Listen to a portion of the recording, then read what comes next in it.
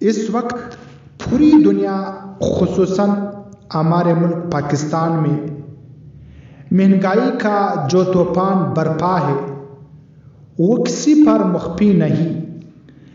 مہنگائی بھی ہے اور ساتھ ساتھ ملک کی معیشت بھی ڈانوا ڈول ہے۔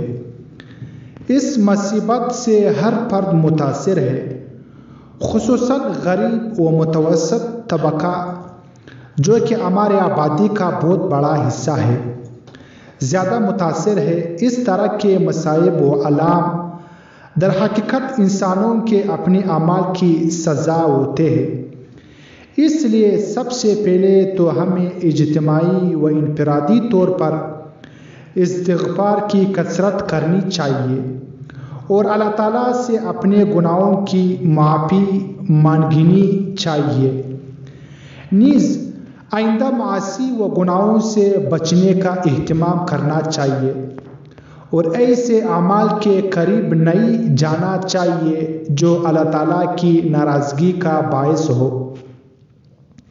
نیز خرچ میں ہر وقت معیار اختیار کرنی چاہیے، فضول خرچی نہیں کرنی چاہیے۔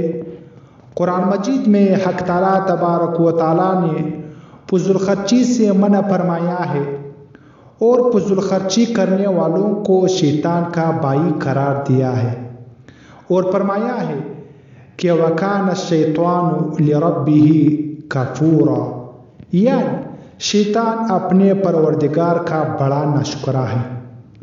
شیطان کو بڑا ناشکرا اس لیے کہا گیا ہے کہ اللہ تعالیٰ نے اس کو عقل کو دولت دی، لیکن اس نے اس دولت کو اللہ تعالیٰ کی نافرمانی میں خرچ کیا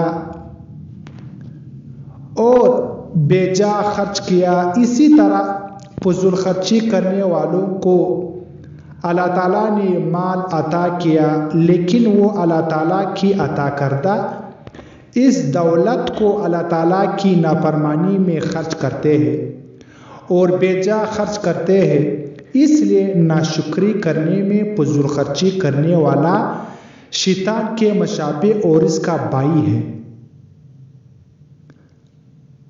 حدیث میں بھی خرچ کرنے میں میانہ روی کی ترغیب دی گئی ہے۔ آپ صلی اللہ علیہ وسلم کا ارشاد ہے کہ الاقتصاد فی النفقۃ نصف المعیشہ، یعنی خرچ میں میانہ روی آدھی معیشت ہے۔ شعب الایمان للبیہقی۔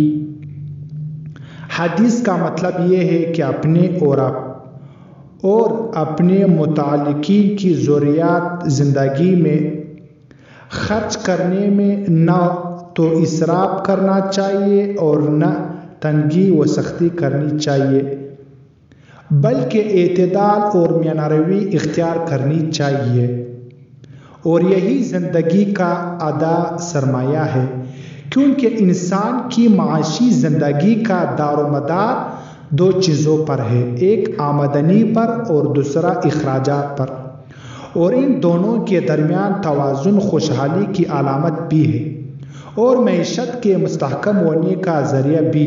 لہٰذا جس طرح آمدنی کے توازن کا بگڑنا خوشحالی کے منافی اور معیشت کے عدم و استحکام کا سبب ہے، اسی طرح اگر اخراجات کا توازن بگڑ جائے تو نہ صرف خوشحالی مفقود ہوگی بلکہ معیشت کا سارا ڈھانچہ درہم برہم ہو کر رہ جائے گا۔